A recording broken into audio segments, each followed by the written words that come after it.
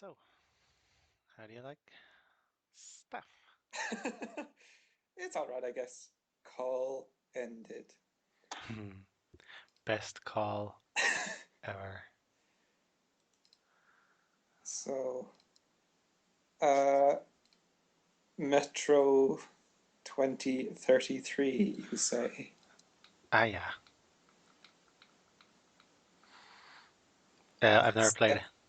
You have or haven't? Have not.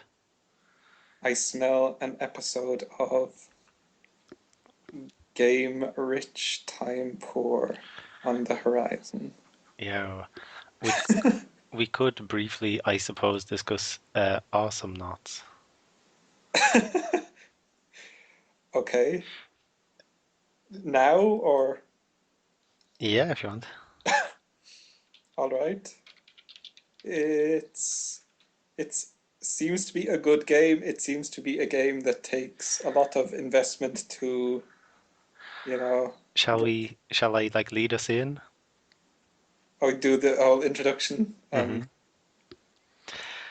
Welcome to this week of Game Rich Time Poor with me, your host, Rich Game, And me poor time, I guess.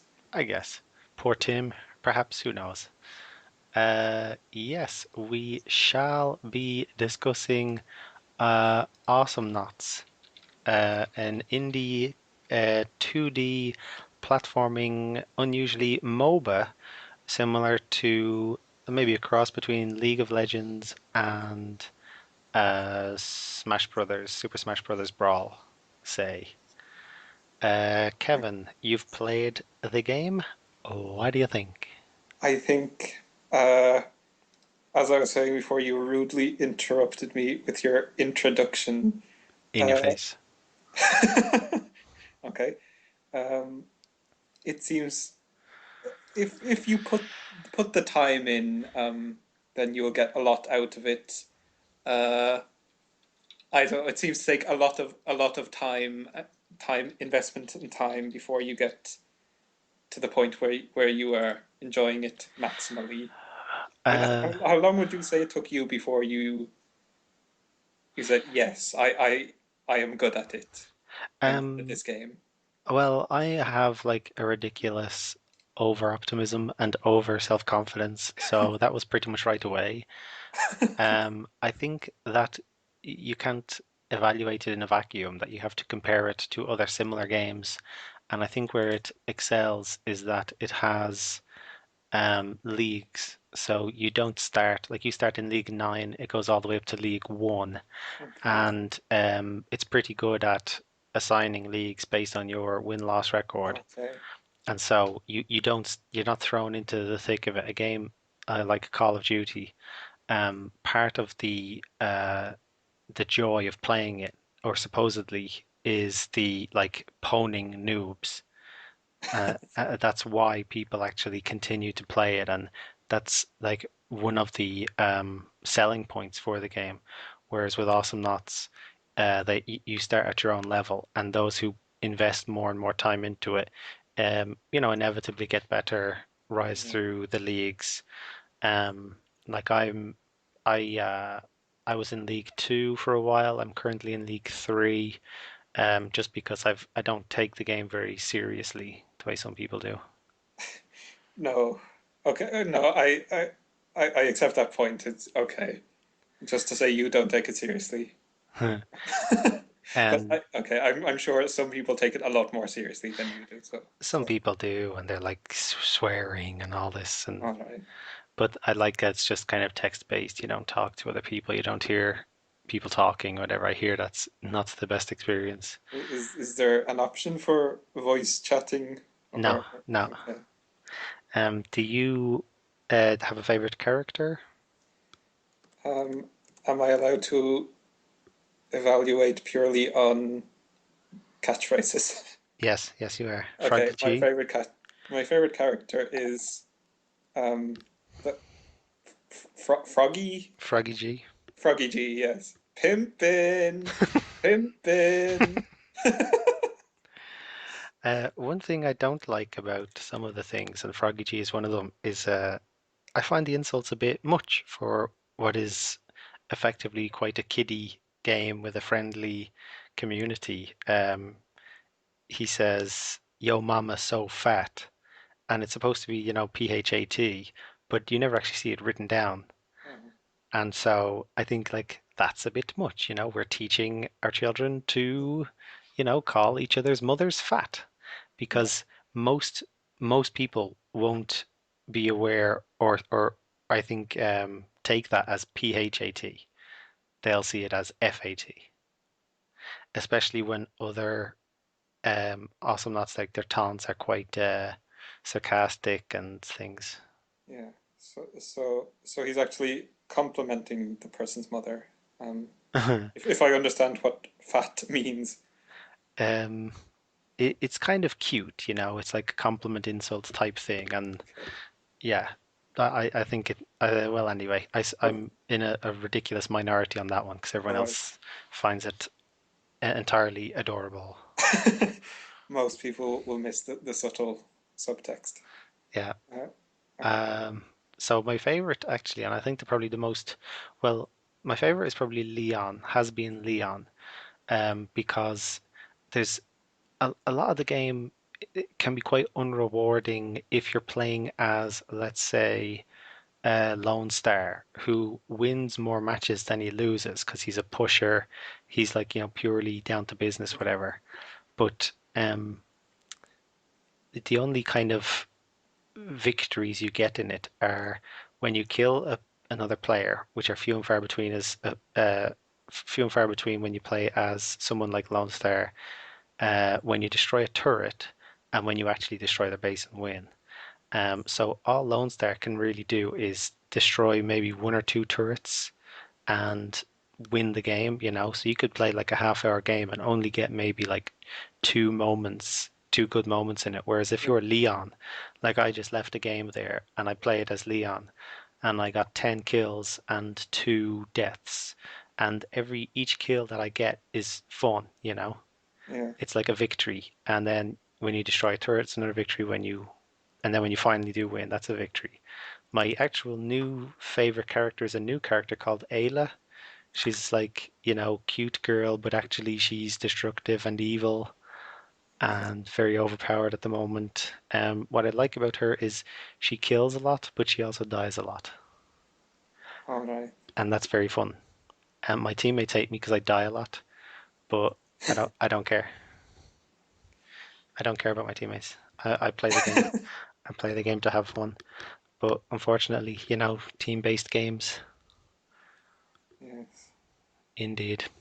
So what's the name of that medic character? Voltaire. Voltaire. Yeah, I mean, I can see like he serves a very useful purpose, but I didn't find him really that fun to actually play. I did a thing where they have what's called a prestige. You could think of it as a level up. When you reach the maximum level, you can prestige, which means you go back to the start again, back to the bottom level. Oh yeah, But you get like a badge next to your name, and so you can see someone with like a really high up badge. Like it goes up to 10. There's 10 badges, yeah. and so it's just kind of like cred. But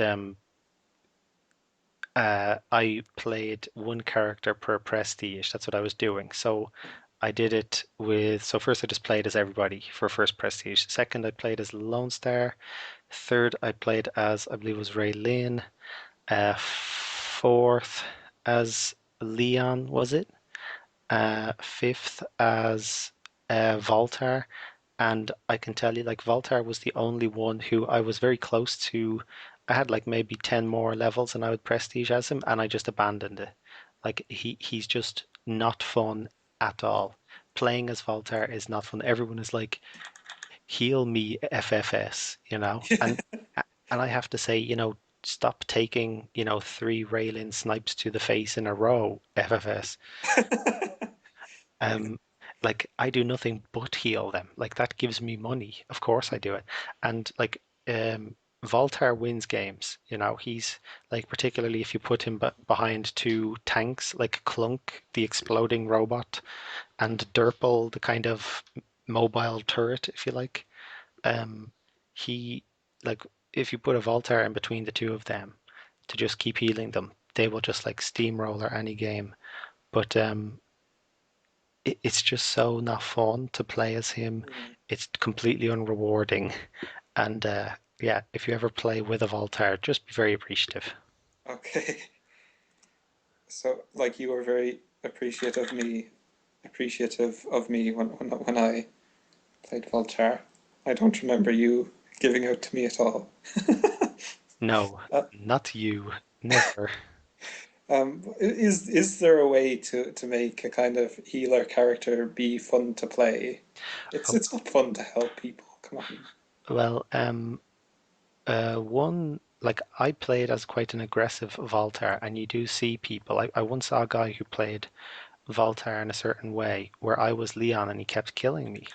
And it was actually quite difficult to kill him as Leon, who is, the killer. And it's because my health is low and he has more health and he has these like automated attacking bots that float around him. And I when I played as Voltaire, I played that way, and so a lot of times I was able to kill those who went up against me, even the likes of Clunk.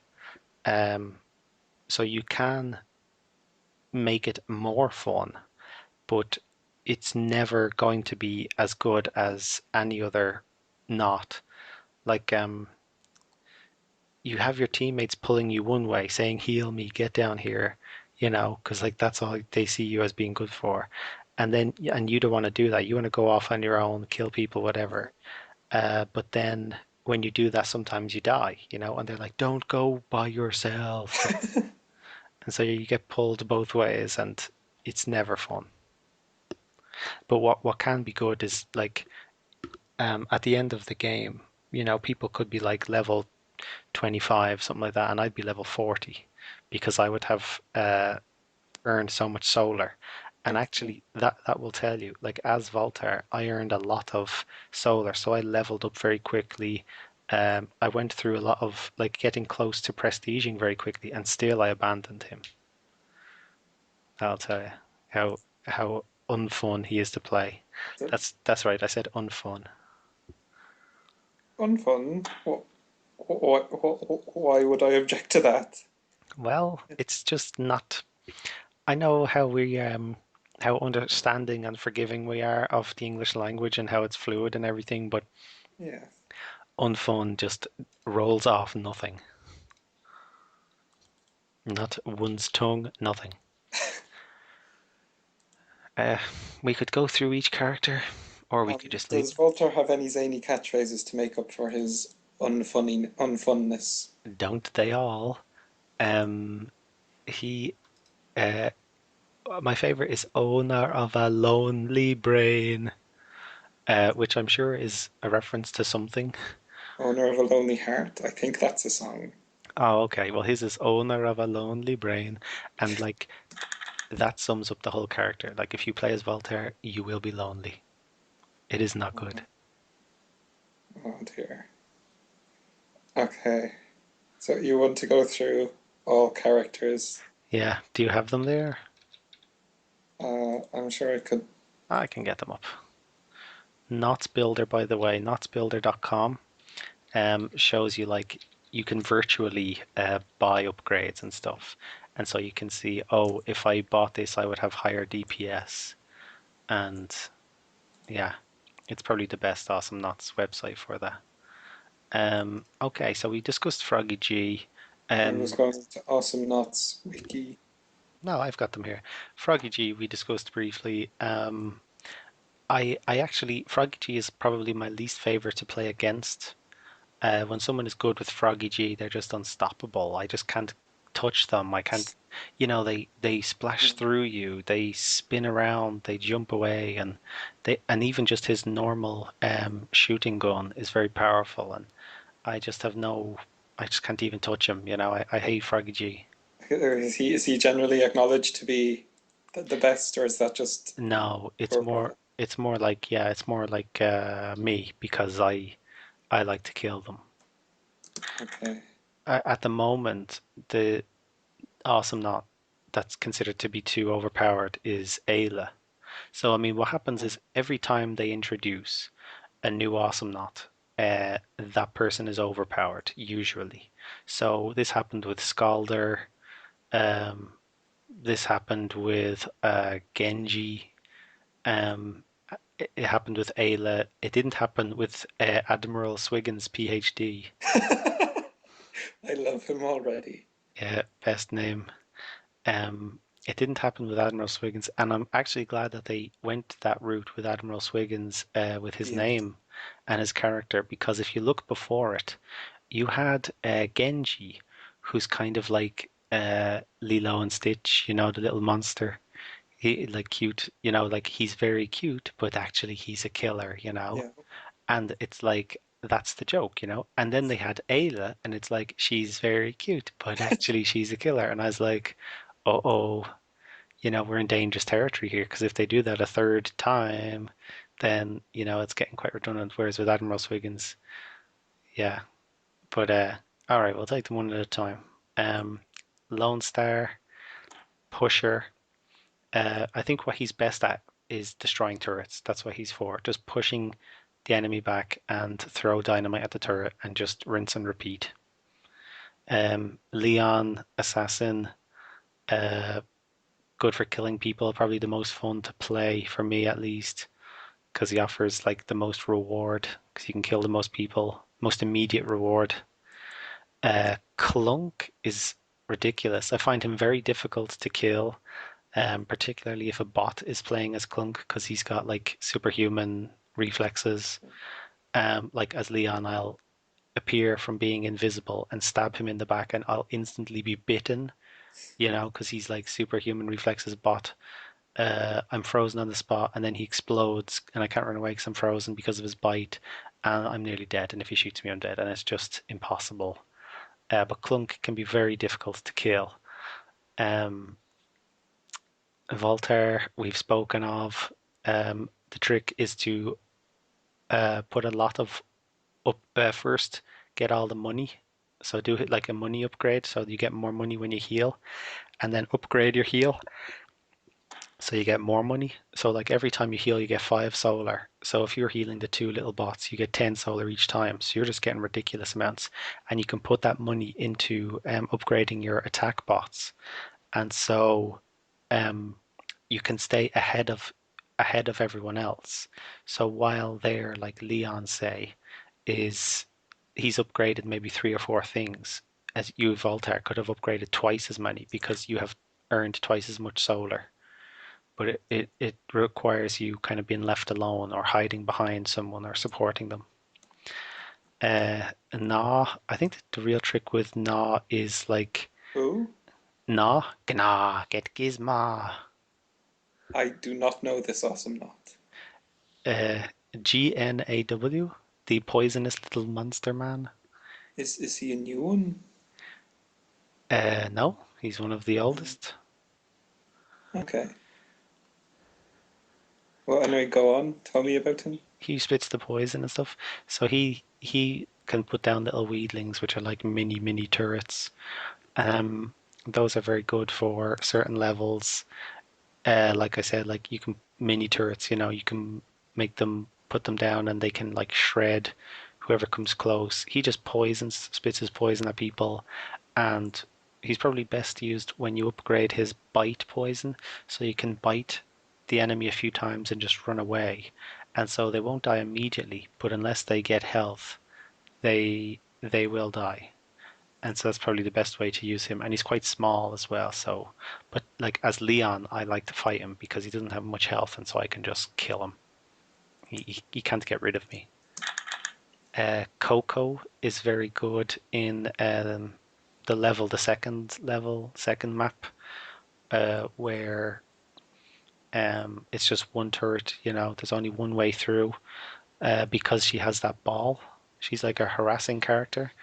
Her ball, I think, is pretty much everything with her. She can just keep firing that ball, and it's like an attack ball, of like it's like a Hadouken or something, except Oh, she can throw it and wait until it goes behind you, and then explode it, so it knocks you towards her. So it knocks you away from the safety of your turret, and then she can attack you, or somebody else can attack you. Scalder is another person, another character. Maybe I should try prestiging as him because he can be very good. Like his normal attack is very good. It's very difficult to dodge, and it can stun you. It's like a huge fist, just a normal punch every third attack. Um, Also, he can throw you, so he can like jump from above and throw you towards his turret, and so the turret starts shooting you, and you're trying to get away, and then he just punches you, and you're knocked stunned for like half a second. So he's tough.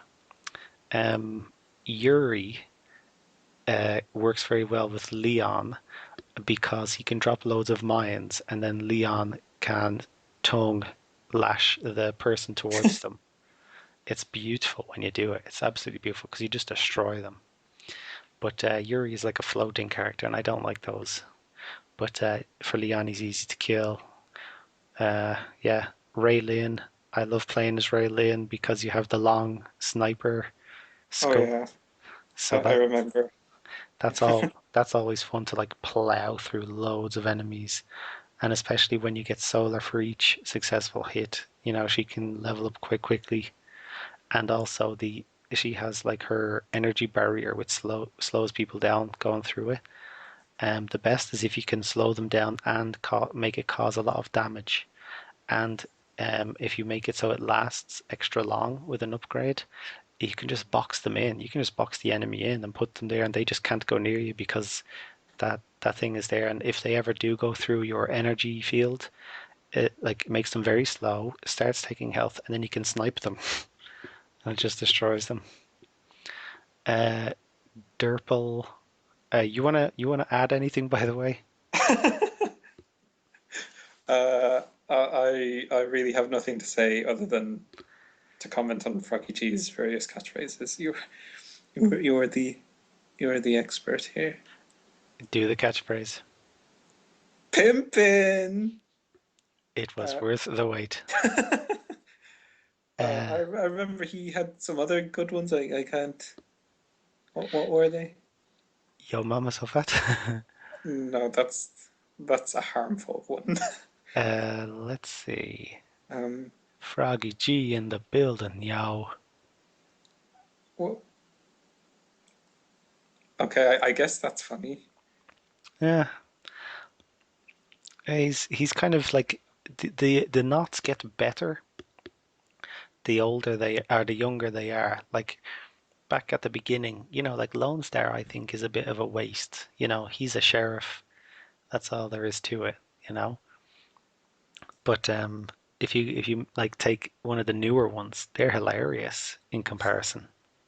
And voice acted very well. Like Ayla is voice acted very well. My favorite voice actor is probably Ray Lynn, or at least it was anyway. She just does such a good job, and most of them are professional voice actors where they do cartoons and stuff. Like Coco's great, but I don't really like her character. Shopping spree. It's like gay man, shopping spree. Uh, Um, Role harasser. yeah, Durple. Uh, he's good. He has his big attack and his turret thing. He can hold you in place. You don't want to play against a strong Durple with a Voltar behind him. Vinny and Spike is kind of a like get in, get out. He just dives in, does a big attack, and then runs away. I don't like fighting against Vinny and Spike because he can always get away. Genji is, I think, a bit of a bad character. He can lock you in place, but when he does, you can't be damaged. So what's the point? Um, and then he just has an area of effect attack. So it's just like a haze that if you walk through it, you get, you lose some health, but it doesn't take a lot of health. It's not very effective. I think he's a bit of a non-character. I'm surprised anyone plays as him. Ayla is who I have started playing as. She is at the moment, I think, way overpowered. Like every time I start playing as a new Awesomenaut, Okay. I inevitably go back to like League 7 because I just keep losing. My teammates hate me, and I haven't dropped one league since starting as Ayla. Like my first match was like 15 kills, 5 deaths. It's just it's silly. I mean, So, I'm killing. I can kill Clunk with her, and it's not big a deal. I can kill the solar boss right at the beginning. It's so just does everyone play as Ayla? no, surprisingly. I mean, she was very popular. Like usually the newest one is the most popular. She also has a very powerful like Hadouken, basically. Admiral Swiggin's PhD is currently the newest one. It's always fun to say. And actually he's not very good. Like you don't see a whole lot of people playing him, even though he's new and should be a novelty. Be- Role initiator. What does that mean? well, he has a move where he can anchor you to the ground, and you're anchored with a little tether, so you've got some room still to maneuver. And but it's just you can just hit the anchor, and very quickly it disappears. Like like even if he anchors you to the ground, he's not going to kill you. You need someone. He needs someone else to help him to kill you, and so he's really part of a team. And as a result, he doesn't work very well because most people who play Awesomenauts don't play as a team. They're just playing as themselves. Like casual, it's more of a casual game. I mean, the best teams are like three friends who all play and they're all on Skype or whatever together. Um, and then he's got another attack where he latches on his anchor called Humboldt. He latches it onto you, and that drags him forward to you, which is okay if you're nearly dead and he's trying to catch up to you. But other than that, why would you ever want to, run right into harm's way, like right next to the enemy? Because usually the enemy is next to their turret or their defensive troops or their teammates. So he's really, I don't think they saw him through very well. I mean, maybe they're just stuck now for original mechanics. Hmm. Like you have Leon who drags the enemy towards himself, which is what it should be, not the other way around. And so they just, I think, for the sake of completedness, did that. How much longer are they going to keep supporting it? I mean, when did it come out? Like over a year ago? Yeah, about a year and a half ago, um, it came out. Um, they recently announced a Kickstarter. At the time of recording, it's got 5 days left. Um, they reached their like initial target, and they've What what also what what's the Kickstarter for? it's for 3 new characters. It's called Starstorm DLC. Okay. It's 3 new characters, um, and other things. Like if you do, I mean, I really don't get Kickstarter. Like people are paying, $150 so they can hear like Gna, Na, and Voltar as announcers. The announcer who says like humiliation and things. Okay. Yes, Like, I know that announcer. yeah, well, you could have like Voltaire doing that or Na doing that. But who would pay like $150 for that? It's just insane. It's just insane. Um, yeah, I saw like you can, if you pay, I believe it was $160, you can name one of the bots. So, when the bots come on, instead of having their weird names like Ralphinator, Uh, it could have a name of your choice. But the thing is, like, because hundreds of people have done that, or let's say 100 people, you'd almost never see your name. uh, you're not donating $150 is what you're saying. You know what? I would actually be tempted to if there were maybe like even 32 uh, bot names or something, but there's like 100, and so Okay. it's so diluted, you would almost never see it. And maybe we should gamerichtimepoor.com. What? Call the bots. Plug our. our our chatcast with the Yeah, name of the pod. Okay. yeah, that's the one. Um, you've convinced me.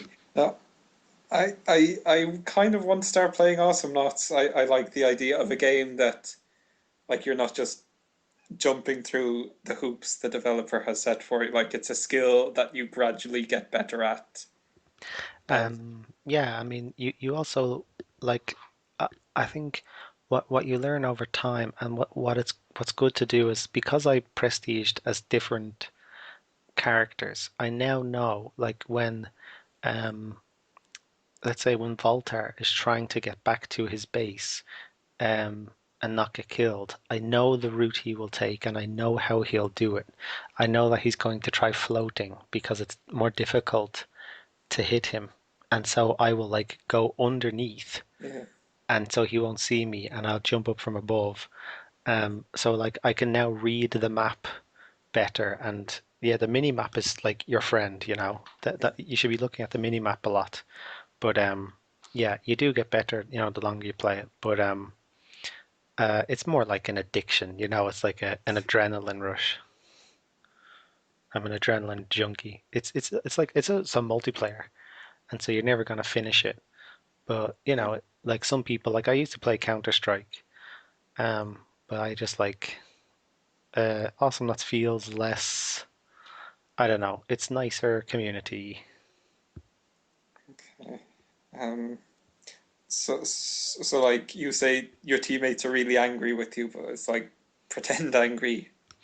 Well, I mean, once in a blue moon, and it's one guy, and like, and he's you know by all the other five players, including his own team, he's quite shunned.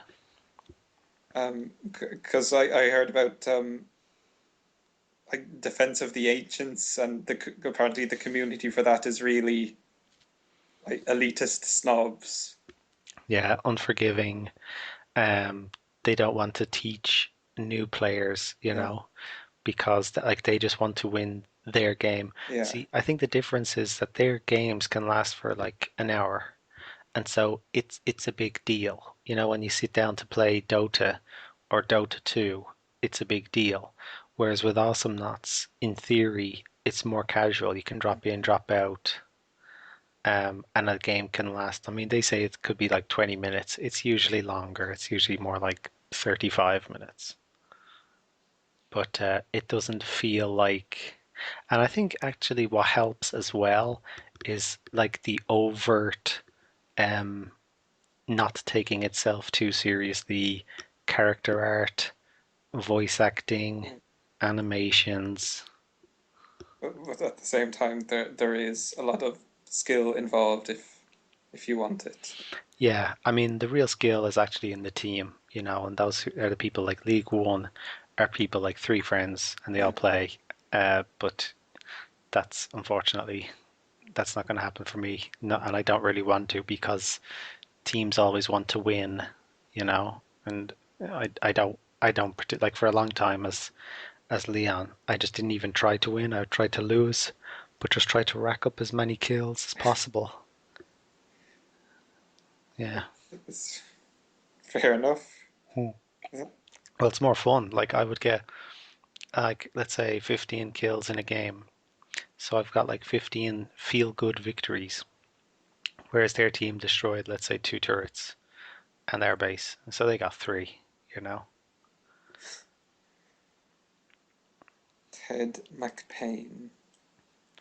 Yeah, he's one of the new characters in the as part of the Kickstarter for the DLC. Ted McPain. I'm hoping he's like an 80s um caricature of, you know, Arnold Schwarzenegger or whatever. McBain. Body book. Yeah. Best one-liner ever. Hmm. You, I'm trying to remember the setup. Your pistol is way out of regulation, McBain. Around here, we do things by the book. And then he takes his out of regulation pistol and blasts the book away and a hole in the wall while he's at it. And then the line, By book. Um, is there anything else for us to discuss for Awesome Knots? Um,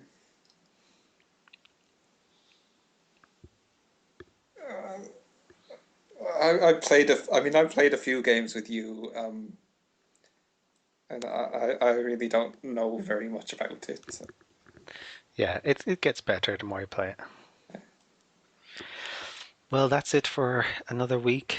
Uh, this has been Game Rich Time Poor with your host, Rich Game. and me, Timothy McPoor. Burgess. Boy. Join us for the next episode when we'll be discussing. Um, oh, we can sort that out later. Yes. Okay. Boy. So, Kevin, Yes. Metro Gas 2033. You have not played it yet? No. Nor have I played Trine the Second. What attracted you to Metro or Trine? Uh, Metro. Well, the second one came out fairly recently. Last Light? So yeah, I like that kind of game. Scary, atmospheric. Do you also like a good story? Yes. I have a good short game. It's kind of an art game called Dear Esther, which you may enjoy, which is kind of more atmospheric, story based than Shizzle. You Uh, want a key? yes, please. I have like a spreadsheet of game keys. I am getting very game rich at this point. A game glutton. Yeah, game rich, time poor. This is what I've been saying.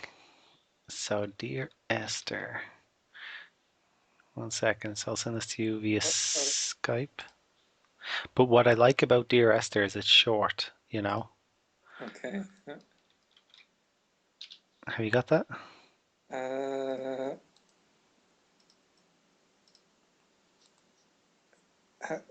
how, how do I get back to the chat window? Click on your Steam Oh yeah. window. Okay. No. Okay. I see it. I see it. Uh, yeah. Good shizzle.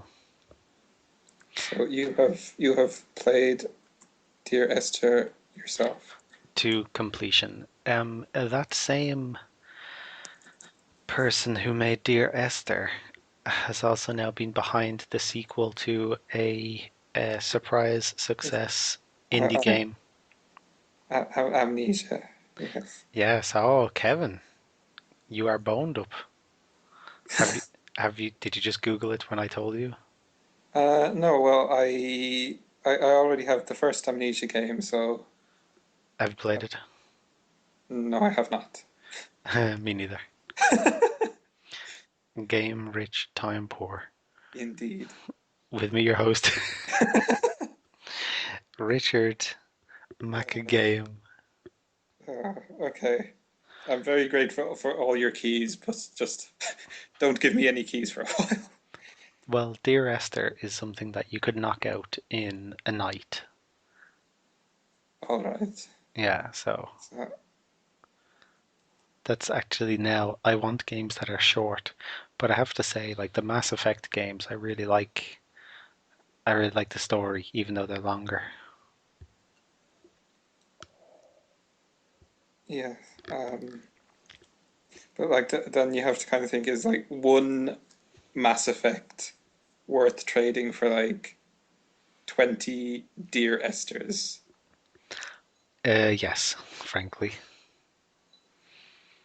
like Mass Effect One is one of the best games I've ever played.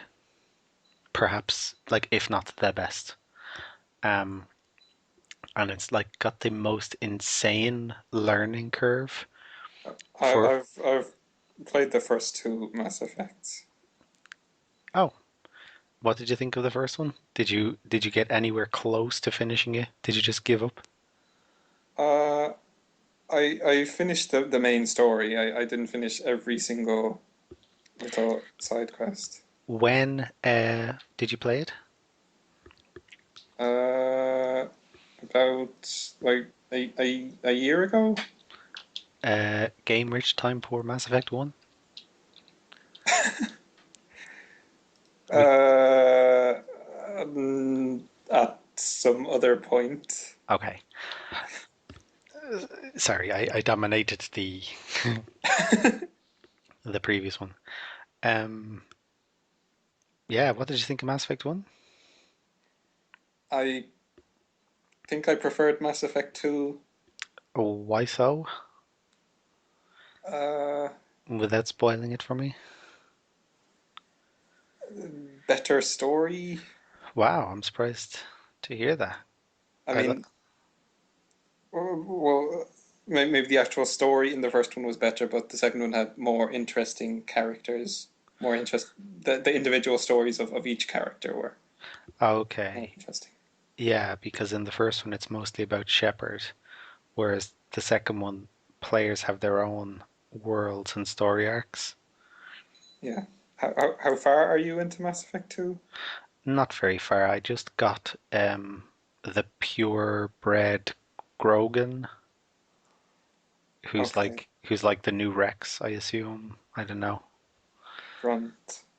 Yeah, Grunt, and I chose to wake him up. Like, why would you not? Because you can choose to not wake him. Because like maybe he's dangerous. It's like okay, if he is dangerous and he kills me, then I'll just restart from the last save point. Yusa. Yes. Um, I think Mass Effect One though, they kind of did have their own story things. Like Rex had his own story. I loved Rex, and I can't believe they didn't have him in Mass Effect 2 right from the start. I don't know if he comes in later, don't spoil it for me. Hey, wow. Uh, but it seems like they won't because they have this other Krogan. Um, yeah, like Rex was amazing in the first one. Um, uh, the other ones, I thought they were characters. I hated the human chick, female soldier, Ashley. whatever. I sent her to her death. Yes, Uh, so did I. yeah, I just didn't want to listen to her anymore. Like I would have happily killed both of them. I just didn't care for them. Which two did you keep on your team most of the time in Mass Effect 1? I I didn't really have a set two. I kind of cycled between everyone. I tended to like always go with the newest person. But I always kept Rex with me because I liked his personality and voice. Shepard. Um, but uh, I would love to fully complete Mass Effect 1. Like, I think Mass Effect 1, they really do need to tell you, like, this is an RPG. Like, I was three-quarters of the way into Mass Effect 1, and I finally figured out how to assign hotkeys to actions. So I started using my special powers like Adrenaline Rush and things that are like very necessary because like I played the tutorial, but you only get one tutorial and then that's it. And so I forgot about holding left shift to bring up your like action menu, where you can use your character's special Mm. moves and stuff.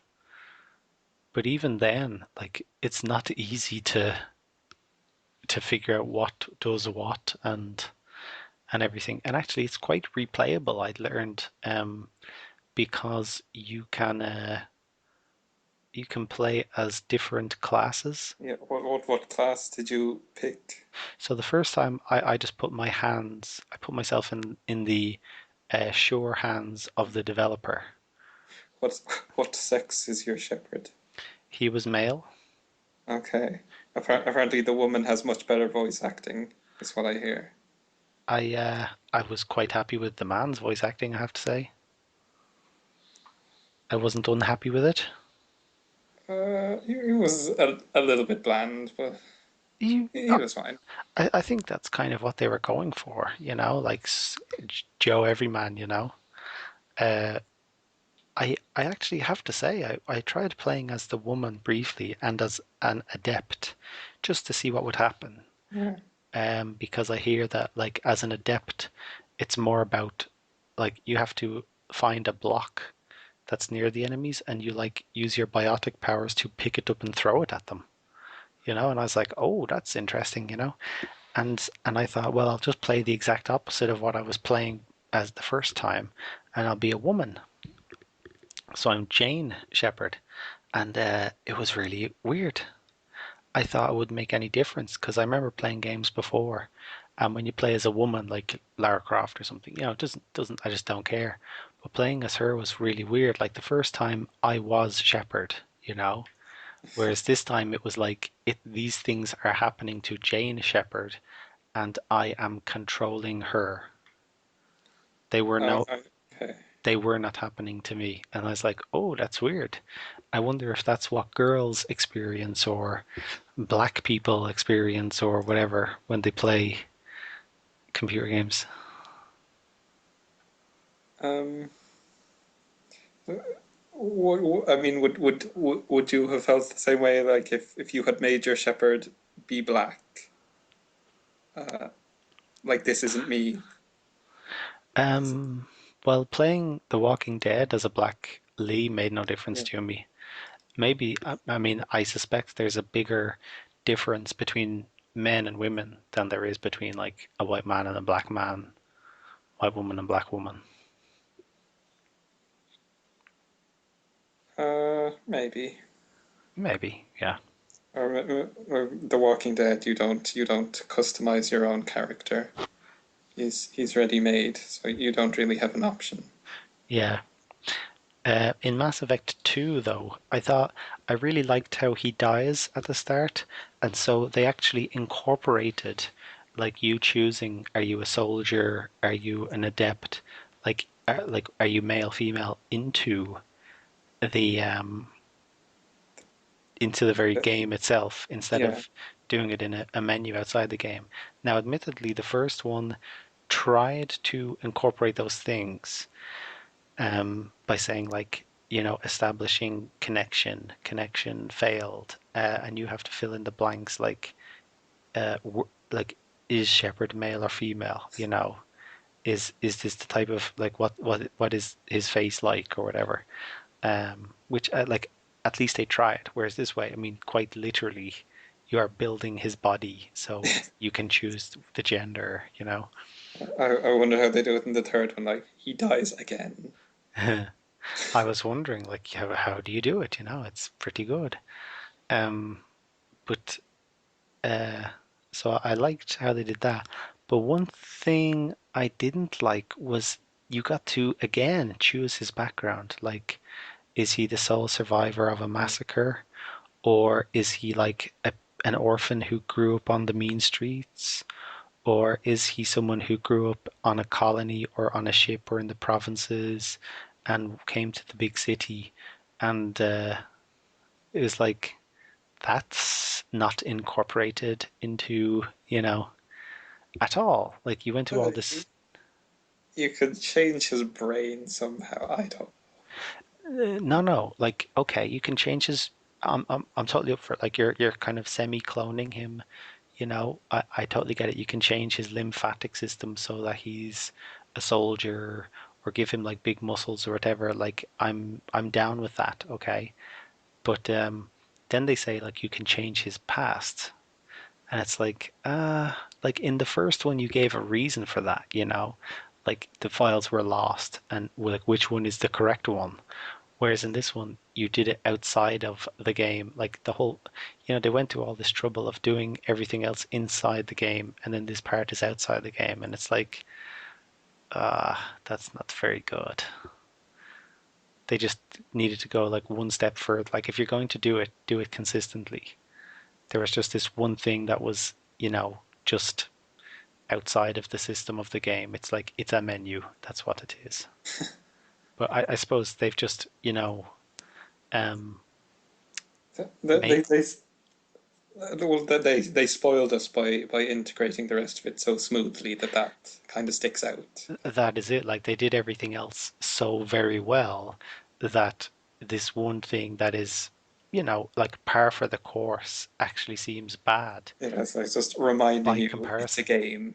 Yeah, reminding you, this is just a video game. Yeah. Um, okay, that We really should have made that a game rich time portion, shouldn't we? Well, we that's all from just your. copy paste, Sorry? copy paste for the next episode. Exactly. Anything else you want to say about Mass Effect 1? I think one thing about Mass Effect 1 is it feels magical how it's just so big.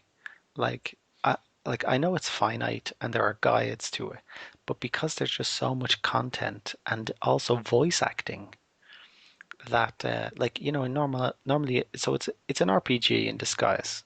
Okay, it's not like a dumb shooter. It's an RPG set in a sci-fi with a cover shooting mechanic, with regenerating health with rocket launchers, whatever. Most RPGs are like JRPGs, little cartoony men and things. Um, and because they actually use voice acting instead of the usual RPG games which use text, it seems like wow, you only spent a lot of money with this. They went to a lot of trouble, and because you're never going to do everything, even though you could. It feels like the game is just endless. But it did have the most ridiculous learning curve. Like I uninstalled the game like 3 times trying to get through it. Like I'm stuck in this on the Normandy. It's like, what do I do? Like I had to find that star map because you have to stand in the exact right spot and press spacebar for that star map to be brought up. And then when I did bring it up, I thought it was just like a fancy interactive atlas like the Codex. Yeah, Um, and so like by chance I actually found, oh wait, this is the game. And then I was stuck on the Citadel for ages. I was like, how do I get off this thing? And you have to go to like one specific area. Um, the game just assumes that you'll just brute force your way through every possibility. It's like not everyone enjoys that, yeah. especially when there are so many possibilities. Did you actually play the sex scene in Mass Effect 1? Yes, I did. What did you think? I had sex with Liara. Um, Who is Liara? Is she the one on your team who has she's like Eastern European, uh, she's the Asari. Um, oh, the blue chick? yeah. Ah, okay. Um, And what are the circumstances? well, basically, you keep talking to her and just always pick the romance dialogue option.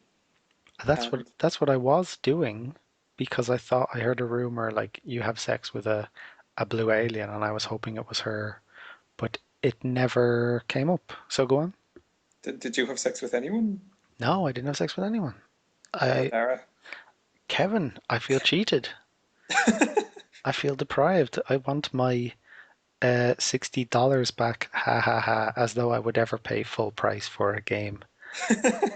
I got Mass Effect 1 at like minus 75%, I don't know, 5 years after it was made or something. Yeah, go on. um, yeah, and like it's really not explicit in any way.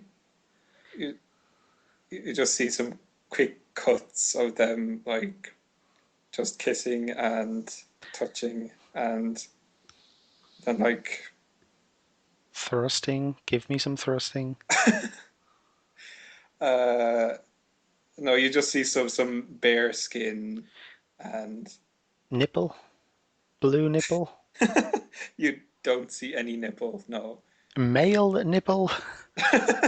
Not even main nipple, just back skin, basically. I want a refund. Um, Basically, just it's they might well just have had a text box, they have sex. Yeah. Okay. But I mean, what precipitates it? Because she was always just like standing there, and I would talk to her, and like, how does it, you're never in like a room, in like a bedroom alone with her or something. Like, do you just suddenly appear in the bedroom, or It's at a specific point in the story. It's like just before the final mission, they're like, okay, we might not live through this, so like, you want to have sex? Like, sure. classic? Why don't I ever find myself in that situation, facing certain death? Some people get all the look. Indeed. Um, wow. I'll have to replay it. I do want to play. Oh, excuse me. Mass Effect 1. At the moment, I'm playing through all three, just the main story, and then the completionist in me wants to go back and play all of Mass Effect 1. I have to Yeah. say, I have absolutely zero um, inclination to replay Mass Effect 2 so far because it just seems like, it's much less of an RPG, it's more streamlined, like more idiot proof, but at the same time, there's less content. It's just very Um, like it's all down the middle. Like once you finish the game, it feels like, well, there were a few side quests you could have done, but they don't let you like fiddle around with like hundreds of inventory items or Jesus Christ, the inventory of Mass Effect 1 is just like masochistic. It's yeah. I mean, my God, I like that was like my initial uninstall, I was like, oh, this is just Yeah. beyond me. It's like that's the kind of thing they were right to streamline it. Like that part I get, but yeah, and I understand why they made Mass Effect 2 the way they did. I understand why Mass Effect 2 was an enormous success in comparison to its like already successful predecessor. But It's like I like that they listened to criticism. I mean, yeah, yeah. I mean, yeah, but I just like I don't see myself replaying Mass Effect 2 simply because like maybe there are a few side quests you could do, but I don't feel like there would be a whole lot of payoff to them. Whereas in Mass Effect 1, they put as much time and effort into voice acting these like little unnecessary side quests as they did the main story, just because it was the most insane, batshit crazy game ever. What did you find? How did you find driving the Mako, the vehicle, the rover kind of um, um, not really very fun. It was the most like, how did that make it into a game? It was just terrible. I'm just trying to turn. I can't do anything with it. I fell upside down so many times, and I'd have to load from the last Yeah. save I point. I didn't actually mind actually driving it that much, but then when there was combat involved, Yeah, oh my God. yeah, exactly. Like you line it up to shoot, and then you shoot, but it also takes in like depth and stuff into. Oh, it was just Yeah. impossible. Um, I don't know if they're right to like totally get rid of it altogether in Mass Effect 2 or just actually fix it. I think. Oh, I didn't know they had gotten rid of it altogether, Kevin. Yeah. Another thing is the health bar in um in the Mako in Mass Effect 1. Like I would like die in the Mako, and I wouldn't understand why because I didn't understand that either. the health bar is just so difficult to read. It's just so different. And they don't tell you, these blue bars represent the health of the vehicle. and and it's just not clear. That's the thing. Like there's smoke and stuff coming out of it, but I don't know why. Yeah. Because like I'm being shot at by enemies I can't see, and I don't realize that I'm being shot at. Like it really was like you have to finish the game before you learn the basics. Like it's like you should have your grandchildren before you have your children. You should you should replay Mass Effect 1 before you play it for the first time. uh, I want to. I kind of want to play Mass Effect 3 and then replay all three again. Um, like there's 100 hours that could be spent playing like Dear Esther 20 times. Hmm. Well, Game Reach Time Poor. I think uh, I found Mass Effect to be worth it, and also you can make progress with it. Like with Mass Effect 1, you could make progress if you can just like get 15 minutes here or there, and you can just save and come back to it. That's what I liked about it. I, you went mute for a few seconds there, Oh, sorry. You're you sounded very kind of glitchy. Maybe it was on your end. maybe. It's all your fault. Yeah, So if I missed your if you insights there. if you can find like 15 minutes here or there, it's worth it because with Mass Effect 1, in just 15 minutes you can make progress. You can feel like you've achieved something. Mhm. And actually, it wasn't until again like three-quarters through the way of the game that I realized there was a difference between the missions and assignments. Whereas like a mission is like main story, this is just the meat, and the assignments were the side quests. Yeah. Like that, they And really needed to have said that. And don't get me started on the codex. Like, I'm sure the geeks would love like poring over the codex, and maybe if it was just a real book, I would consider reading it. But Jesus Christ, like every little thing that you find has a codex entry, and they just build up to the point where, like, I started reading through the codex at the beginning of the game just to help me understand what was going on and to appreciate what I was experiencing. But it just got to the stage where it was like, forget it. well, don't they have like they have the codex separated into like primary and secondary. So like the primary stuff is They do. I actually found with Mass Effect 1, I didn't need the codex for the main story, whereas with Mass Effect 2, I think I might. I think the story isn't as simple or something. I loved the story in Mass Effect 1.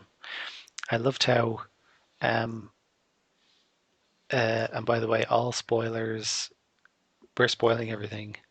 Um, I loved how you thought you knew who the enemy was, and then, like, the more was revealed as you go on. Like, the Protheans created the Mass Effect relays, um, and because you found their like data node on Mars, uh, Earth has made all of these advancements, and then later on you learn like actually the Protheans also found the Mass Effect relays from a previous yeah. species, and so like you're just another cog. The Protheans were nobody.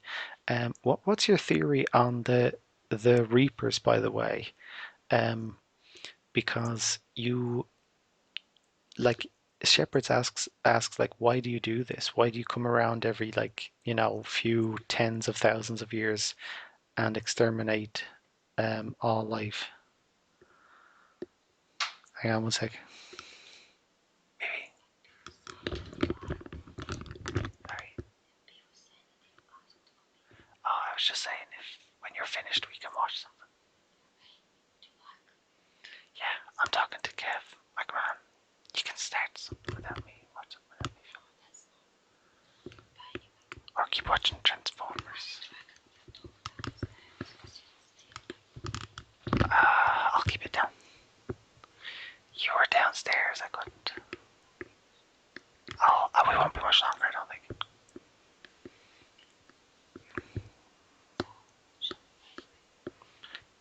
Or you can start without me.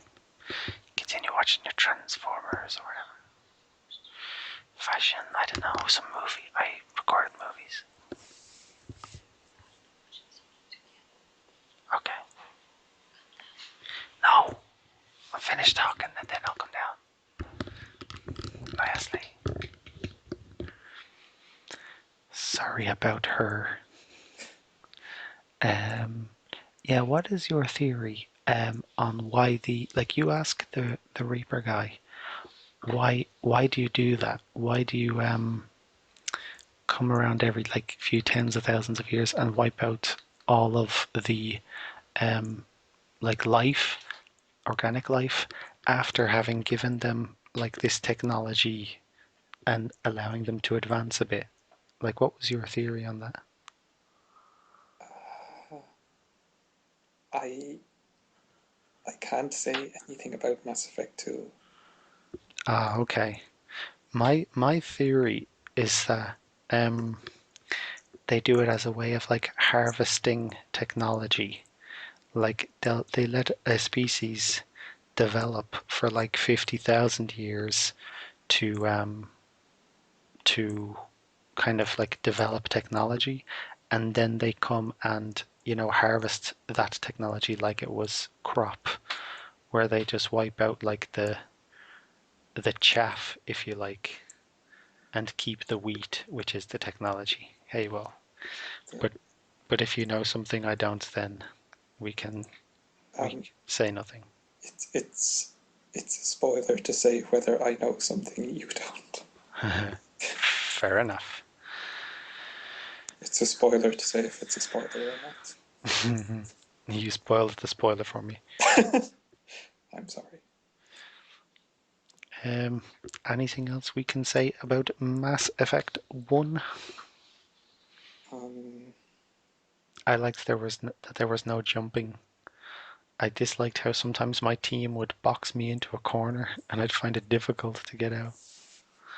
It has the most insane learning curve, but it has such a good like story and immersion factor that do it you remember makes that? up for it. Do you remember that mission on the moon? Was that hell for you? Remind me?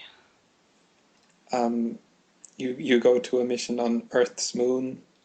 Um, there's these three bases that have lots of killer robots in them, and then when you finish the mission, you get like a class upgrade. Um, if you can't even remember it, then it wasn't as traumatic for you as it was for Uh, me. is it a side quest? Yeah. I didn't do it Uh, because like I just had to start powering through. well, you got off easy then. Jesus, I'm just looking at a video of it on YouTube. Wow, you're actually on Earth's moon in a lunar vehicle. There's so much of that game. See, that's the thing. It's so magical. So much of it I haven't touched. Yeah. So that's all I wanted to say about Mass Effect 1. No, me too.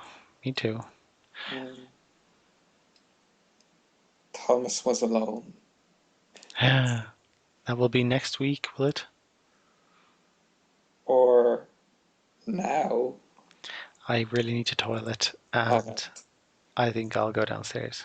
Okay, Thomas was alone next week. Yo. Okay, so that's all right. I'll do the lead in and lead out. Welcome to this week's um, episode, I guess, of Game Rich Time Poor with me, your host, Gamey Rich Rich. And me, Timbo Porosis. And that's been another episode of Game Rich Time Poor with me, your host, uh, Gammy Richness And me, Thomas. MacPoor. I did that one already. Yeah. Oh, four. Ah, yes. Good boo. Good mole night to you. Aren't you supposed to say yes? Okay. Okay, this can still work. This can still work. Uh, yes. Good show. Good show. Boy, boy. All right. See you later. Yes. All right. Bye. Bye bye.